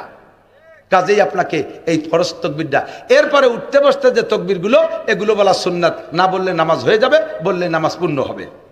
কথা কি বোঝা গেছে? এবার কেরাতটা অশুদ্ধ আছে, যাদের কেরাত অশুদ্ধ পায়ে ধরি। আপনারা আমি পায়ে ধরি, কিয়ামতের ময়দানে আমি বলতে পারবো আল্লাহ আমি পায়ে ধরে কইছি একটু আসেন কোরআন শরীফ পড়া শেখেন। নইলে এই শীতকালে অজু এত সময় নষ্ট করে নামাজ পড়তেছেন। আল্লাহর 99 নামের কসম, 1 কোটি বার কসম খেয়ে বললাম, যারা ভুল কিরাতে নামাজ পড়ছেন 1 মিনিটও ভেস্তে যেতে পারবেন না। নামাজে আপনাকে বাঁচাইতে পারবে না। আপনার নামাজের কারণে আপনাকে প্রত্যেক ওয়াক্তের বিনিময়ে 230 কোটি 40 লক্ষ বছর জাহান্নামে পোড়া লাগবে। কয় যদি পড়িয়ে নামাজ পড়ার পরেও যদি ইয়ার না হয় তাই আর পড়িয়ে কি হবে? তাহলে বাদ দিই। তাহলে কি বাদ দেবেন, নাকি যেভাবে পড়লে নামাজ হয় সেভাবে হওয়াতে চেষ্টা করতে হবে? চেষ্টা করতে হবে না? এখন চেষ্টা কি আমি বলে দেই। যাদের বয়স 60-70 বছর হয়েছে, একদিন যে নামাজ পড়ছেন ভুল কিরাত দিয়ে, কিচ্ছু হয়নি, আমল নামায় লেখাই হয়নি। বস্তা বই এক জায়গায় পচা ছিঁড়া বস্তার মধ্যে গাদি দিয়ে তুই দিছে। তাহলে কি হবে? তাহলে একদিন থেকে খাটি পিঠে কি হলো? এখন বাঁচার ছোট্ট একটা উপায় হলো, আজকে এই জায়গা থেকে পাক্কা প্রতিজ্ঞা করতে হবে যে আমি মরার আগে শুদ্ধ করে কোরআন শরীফ পড়া শিখবই। এই নিয়ত করেন এই জায়গা থেকে। আর কাল সকালবেলা আমি একখান কায়দা কিনে হুজুরের সাথে যোগাযোগ করব, মরার আগে কোরআন শরীফ পড়া শিখবই। এই পাক্কা প্রতিজ্ঞা করে এখন নিয়ত করে ফেলেন। সকালবেলা কায়দা কিনে মাদ্রাসায় আসবেন। এই নিয়তটা করে আপনি বাড়ি গেছেন, রাতের বেলা আপনি মরে গেছেন, মারা গেছেন। আল্লাহ তাআলা এই নিয়তের ওসিলায় বিগত 60 বছরের ভুল নামাজরে শুদ্ধ করে খাতায় লিখে দেবে। এই একটা মাত্র। এবার নিয়তের মধ্যে যদি সিটারি বাটপাড়ি থাকে, আমি আল্লাহরে যে কইছি তো দেবো, এমনি তো পড়বই না, এমনি তো কায়দা কেন বই না, ওই আল্লাহরে কয়ে দিলাম আর কি। আল্লাহ আমার আপনার মনের খবর জানে কি জানে না? ভালো করে যুবক ময়দানে মাশারে আল্লাহর সামনে 4টে ইমিগ্রেশন অতিক্রম না কইরা তুমি জান্নাতের গাড়িতে উঠতে পারবা না। 1 নম্বর ইমিগ্রেশন আনুমরিহি ফিমা আপনা, তোমারে 70-80 বছরে হায়াত দিলাম, কোন কাজে লাগাইছো কইয়ে যাও, বলো কি কবে? আল্লাহ আমি বুড়ো মানুষ, তুমি এত বড় কঠিন পেঁয়াজ দিলিয়া, আমি সরল সুজা। আল্লাহ কয় তুমি সরল সুজা তো 10টা সালমে বানাইলে কি রে, সুজা মানুষ কিছু বুঝবে না, তো বুঝলে কে? তুমি এত সরল, এই মাঠে 10 বিঘে জমি তুমি ফাঁকি ফুকি দিয়ে হিন্দুকে তার ডিসিআর কাটিয়া দলিল করলে, অবুঝলে কিভাবে? তুমি এত সরল, ক্রিমিনালি হয়ে আরেক দলে ঠকাই দিয়ে মেম্বার হইলে, তা বুঝলে কি রে? তুমি এত সরল, তুমি দুনিয়ার আকাম কুকাম করে এই রোডে তোমার মাল দিয়ে হয়েছে, এই রাস্তা বানাতি, তার ভিতরে অর্ধেক মাল খাই বেলায় দিচ্ছ, তা বুঝলে কি রে? তুমি সুজা, তুমি সুজা, রুকুতি গেলি সুজা, ভালো রে সুজা না, বাড়োই তোমার কুড়া বানানো হবে। আনুমরি ফিমা আপনা, 70 বছরের হিসাব কেউ দিতে পারবো না। আজকে মঙ্গলবার, মঙ্গলবার গেল না, গত মঙ্গলবারে সকালে কি খাইছেন কার মনে আছে? 99% মানুষ তাড়াতাড়ি কইতে পারবেন, অনেক ভাবা লাগবে। আমার তো আজ সকালে কি খাইছি তাও মনে নাই। 1 সপ্তাহের হিসাব দিতে পারবো না, গোটা জিন্দেগির হিসাব আল্লাহর কাছে দেওয়া লাগবে। এ মহিলা পর্দার আড়ালে বসা, আল্লাহর কাছে হিসাব দেওয়া লাগবে, আল্লাহর কসম হিসাব দেওয়া লাগবে। খুদার 99 নামের কসমকে বলি, 1 নম্বর ইমিগ্রেশনে তোমার গোটা জিন্দেগির হিসাব দেওয়া লাগবে। কতটুক ভালো কাজ করেছো, কতটুক মন্দ কাজ করেছো, চার দোকানে কতটুক লাগাইছো, মসজিদে কতটুক কাটাইছো, সিনেমা হলে কতটুক লাগাইছো, আরে মাদ্রাসায় কতটুক সময় দিয়েছো, জারি যাত্রা, করসা, গাজির গান, গুণযাত্রা, তারা বাউল গান, ভাব গান, বিচার গান, আর ওই সমস্ত বাবার গানের দরবারে মাজারে আড্ডা লাগাইয়া কতটুক লাগাইছো, আর মাহফিলের মধ্যে কতটুক সময় দিছো, তবলিগের মধ্যে কতটুক সময় দিছো। আরে ইংরেজি বাংলা অঙ্ক পড়ার জন্য 20টা বছর ইংরেজি স্কুল কলেজ ইউনিভার্সিটিতে সময় দিয়েছিস, আল্লাহর কোরআন পড়ার জন্য কতটুক সময় দিয়েছিস, একটু জবাব দিয়ে যা। আল্লাহর কোরআন পড়ার জন্য কতটুক সময় দিয়েছো? জবাব চাইলে কেউ জবাব দিতে পারবো? বলেন পারবেন? আরে আর জায়গাটা কি জায়গা? আল্লাহর সামনে দাঁড়াইয়া। কার সামনে? আল্লাহু আকবার। এই যে এই আমলিগির এই 16 বছরের আগে, তার আগে ছিলেন না ফখরুদ্দিন, ইয়াজউদ্দিন, মঈনুদ্দিন সরকার, স্যার শেষ সময় তো ওসি, শুনিয়ে দেন খেলা কারে কয়। 3 উদ্দিন, কয়উদ্দিন? ফখরুদ্দিন, ইয়াজউদ্দিন, মঈনুদ্দিন। ইয়াজউদ্দিন প্রেসিডেন্ট, ফখরুদ্দিন তত্ত্বাবধায়ক সরকার প্রধান, আর মঈনুদ্দিন সেনা প্রধান। এই 3 উদ্দিনের বাংলাদেশ। 3 উদ্দিনের সামনে বাংলাদেশের সব উদ্দিনের হিসেব। বয়তে অনেকে হিজরত করে ইন্ডিয়া চলে গেছে। 2 দল, আমলিগ, বিএনপি, 7 দোয়াতে তলিরাটি, খালি আমলিগের শব্দ। সে সময় কত বেটারা ধরা পড়ছে, আমরা চিনি না সবাই রে, কথা কন না কেন? অধিকার যাচ্ছি না, তবে এতটুক জানা আছে, এই 3 উদ্দিনের কাছে আমলিগ, বিএনপি সব বাগা বাগা নেতারা হিসাবে যে ধরা খাইছে। ফখরুদ্দিনের কাছে কি নামাজের হিসেব দিতে হয়েছে? উনি কি জিজ্ঞেস করছে, এই মিয়া নামাজ পড়ছে কয়েকটা, রোজা, হজ, যাকাত, কুরবানি, টুপি, দাড়ি, কোনটা না। আন মালিহি, সিরাগঞ্জি ভাঙ্গা সুটকেস নিয়ে ঢাকা আসলে, এত বড় বিল্ডিং এর মালিক হইলে কি এরিয়া? রিক্সা চালাতে চালাতে ঢাকায় আসলে, এখন তুমি বিমানের পাইলট হইলে কি করিয়া? আসলে তুমি খালি হাতে পদ্মা নদী সাঁতরাই বার হয়েছিল, খিয়াবারের ভয়সা ছিল না। এখন তুমি শিল্পপতি, কোটিপতি, ভগ্নিপতি, এই পতি হইলে কি রে? একটু কইয়ে যাও। তাই কইতে যাইয়া বাগা বাগা নেতারা রমজানের আগেই জেলখানায় এতেকাফে বসে গেছিল, মনে আছে? দৈর্য সবগুলো গান। শুধু মানুষ জাগে আটকাইছে তারাও মানুষ, যে আটকাইছে সেও, জাগে আটকাইছে তারাও মানুষ, যে আটকাইছে সেও। মানুষের সামনে মানুষ দাঁড়াইছে ভয়তে ভয়তে, থরথরায় পেশাব করে পায়ে প্যান্ট ভিজে ফেলাই দিয়েছে। চিন্তা করতে পারে তো, মানুষের সামনে মানুষের যদি এমন বিপদ হতে পারে, আহকামুল হাকিমিন, আল্লাহ একটা ডাক দেবেন পুরো মাঠকে সামনে করে, আনা মালিক ইয়াউমিদ্দিন, আজকে বিচারপতি আমি, প্রেসিডেন্ট আমি, কোনো আপিল কোর্ট নেই এখানে, একমাত্র বিচার, যেটা একবার ফাইনাল হবে ওর এগেনস্টে কোনো বিচারের কেউ মুখ খুলতে পারবে না। এ জায়গা কোনো নির্বাচিত সরকার, সামনে ভোট হবে, নির্বাচিত সরকার আসলে এক কায়দায় বার হয়ে যাবো, ওই ভকু ভাক্কির লাভ নাই। আয় দাঁড়া, গোটা জিন্দেগির হিসাব দে। এই তোর চুল এরম কাটছিস কা? এই তোর চুল মেসি কাটিন কা? এই তো দাঁড়িয়ে ওই যে কিরা কয় জেলোনেস্কির মতো একটু একটু খাইজু নিয়ে দাঁড়িয়ে কা দাঁড়িয়ে রাখছে একটু একটু জেলোনেস্কি দাঁড়িয়ে ওই যে ইউক্রেনের প্রেসিডেন্ট জেলোনেস্কি একটু বগল এসছে দাড়ি ছোট বগলও ভালোই বড় বরঞ্চ বগল বেশ বড় অর্থাৎ কোনোদিন খুরকাছি লাগায় না ওর বগলের দ্বারা নাক নিয়ে যায় না ফাটার গন্ধ পাই আর দাঁড়িয়ে রাখছে একটু একটু পিসি পিসি দাঁড়িয়ে তোর এ সাইজ কে হ্যাঁ কে এসেছে পয়সা দাড়ি কাটতে পয়সা নষ্ট হচ্ছিস সুরা এদিকে এ বিড়ি কয় প্যাকেট খাইছিস হিসেব দে আল্লাহ ওটা ধরে এক দোকানই খাইছি তো কি হিসেব আছে আশার সামলা থাকবে না সেদরালি কাজ হবে না হাসিয়ে দিয়ে ভাসিয়ে যাবেন সেদিন সেই উপায় নাই গোটা জিন্দেগির হিসাব দেওয়া লাগবে নামাজের হিসাব লাগবে রোজার হিসাব লাগবে কোত্থেকে কি কামাই করছেন তার হিসাব এক নম্বরে আন উমরিহি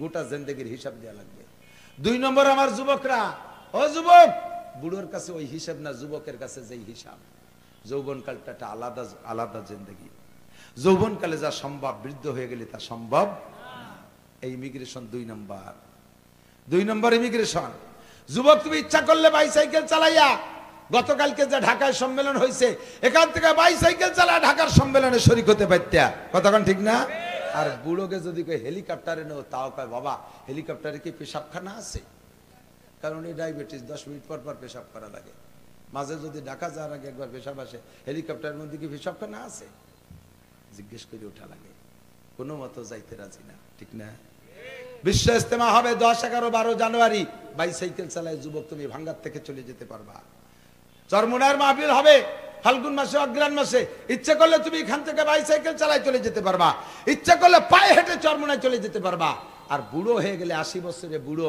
অজু গরম পানি দিয়ে বানায় দিলেও থরথরায় কাঁপে এক ওয়াক্তের একবারের অজু দিয়ে এক ওয়াক্তের 3 প্রকারের নামাজ শেষ করতে পারে না জোহরে 3 প্রকারের নামাজ না আগে 4 রাকাত সুন্নাত পরে 4 রাকাত ফরজ পরে 2 রাকাত সুন্নাত এই 3 ভাগের নামাজ পড়তে 3 বার ওযু করা লাগে আমার আব্বা বড় শক্তিশালী মানুষ ছিল আমি দেখেছি মধুমতি নদী যখন প্রায় 1.5 কিলোমিটার চওড়া এই ভাদ্র মাসে প্রচন্ড স্রোত এর ভিতরে জুতি ওই যে মাস্কুবাইলে জুতি আগে ছেলে এখন চেনবে না এই জুতি কোস হাতে করে সাতটাইয়ে চলে গেছে উপার যাইয়া বাঘের মতো আর বরাবর চলে গেছে যাইয়ে সেখান থেকে ধানের মধ্যে থেকে মাছ কুপাইয়া এত বড় আইড় মাছ মাজার সাথে পাট দিয়ে বাইন দিয়ে আবার মাছ সাতটা ইপার চলে আসছে আমি তখন ক্লাস 4-এ পড়ি এরকম শক্তিশালী বাপ আমার সেই বাপরে দেখলাম শেষকালে যাইয়া মসজিদে যখন যাইতেন অজু বানায় বাড়িতে গেছে যাইয়া সুন্নত পড়িয়ে দিয়ে যে আব্বা আবার বেরোয় আসতেছে আব্বা যান কোথায় কাহ অজু ছুটিয়ে গেছে বাইরে যে অজু বানাইয়া ফরজ নামাজ পড়তি না পড়তি কাহ না থাকা গেল না আবার একটা চুমো খাইয়ে বেরোয় এসে আবার অজু বানায় যে শেষের 2 রাকাত পড়ছে যেই বাপ আমার সকালে গোসল করলে রাত ঈশার নামাজ পড়ে শুইতে পারতো সেই বাপের এই অবস্থা আর এ জামানার যুবকরা তোমরা তো আল্লাহর ফজলে ফেসবুক আর ল্যাংটা ছবি দেখতে দেখতে তোমরা ডায়াবেটিস হয়ে গেছো 16, 18, 20 বছরেই তোমরা আর ওকাল পর্যন্ত টিকতে পারবা না কাজে ইবাদত করলে এখন করো ভালো হলি এখন হও যৌবন কালটাকে কাজে লাগাও আন উমরিহি ফিমা আফনা ওয়া আন শাবাবিহি ফিমা আবলা 2 নম্বরে ইমিগ্রেশন তোমার যৌবন কাল সম্পর্কে জিজ্ঞাসা করা হবে 3 নম্বরে আন মালিহি মিন আইনা তাসাবা ফিমা আনফাকা মাল সম্পর্কে জিজ্ঞাসা করা হবে এই তুমি এত টাকা দিয়ে মসজিদ বানাই দিলে টাকা পাইলে কোথায় বেতন তোমার 50,000 টাকা অথচ তুমি 50 লাখ টাকা দিয়ে মসজিদ বানাই দিলে এই টাকা তোমার জন্য কি আসমান থেকে আলাদা অ্যাকাউন্টে নাজিল হয় নাকি কোত্থেকে বাইলা তোমার কাছে হারাম টাকার মসজিদ চাই নেই হারাম টাকার মাদ্রাসা চাই নেই হারাম টাকার ঈদগাহ চাই নেই কথা বলেন ঠিক ঠিক না তোমার কাছ থেকে হারাম টাকার হজ চাই নেই হারাম টাকার যাকাত চাই নেই হারাম টাকার কুরবানি চাই নেই আমার ধর্ম তোমার যাকাত তোমার কুরবানি তোমার হজের কাছে ঠেকানা তুমি কেন চুরি করে টোন মারিয়ে মন মারিয়ে টাকা ঘুষমুষ খাইয়া সেই টাকা দিয়ে তুমি এই কাম করতে আইছো এগুলো ধরা খেতে হবে আবার কামাই করছেন হালাল ভাবে সারা দিন ভ্যান চালাইছে মাথার গাম পায়ে চলে গেছে সন্ধ্যাকালে 500 টাকা এইভাবে গুছাইতে গুছাইতে সপ্তাহে যেদিন শনিবার ওই দিন ব্যারাকের গুরুরা চলে আইছে ব্যারাকের অফিসারের কিস্তি পরিশোধ করা লাগতেছে এই টাকা দিয়ে কামাই করছো রক্ত জড়াইয়া হালাল ভাবে আর খরচ করলে ব্যারাকের সুদে কিস্তি দিয়ে কামাই করছো কষ্ট করে হালাল টাকা তাই দিয়ে এত বড় মোবাইলেরটা কিনে রাতভর তুমি বিদেশি ল্যাংটা ছবি দেখো কামাই করছো হালাল টাকা সেই টাকা দিয়ে রক্ত পানি করা টাকা দিয়ে বিশাল টেলিভিশনটা কিনে চালাই দিয়ে অন করে শুয়ে দেখতে দেখতে ঘুমাই গেছো, ওই ঘুমের মধ্যে যদি তোর মরণ হয় তাহলে তোর মরণটা হবে বেঈমানি মরণ, জাহান্নামী মরণ। কথা বলেন ঠিক কি ঠিক না? এই জন্য তোমার মাল কোত্থেকে কামাই করেছো, কোথায় এদিক হালাল ভাবে কামাই করে ফাঁসা বাইরনু প্যান্ট কিনছেন। ফাঁসা বাইরনু প্যান্ট আছে না? হ্যাঁ আছে না? আমার যদি বিশ্বাস নাই তাহলে আমার সাথে ঘোরেন, দেখবেন যে কত প্রকারের ভাষা,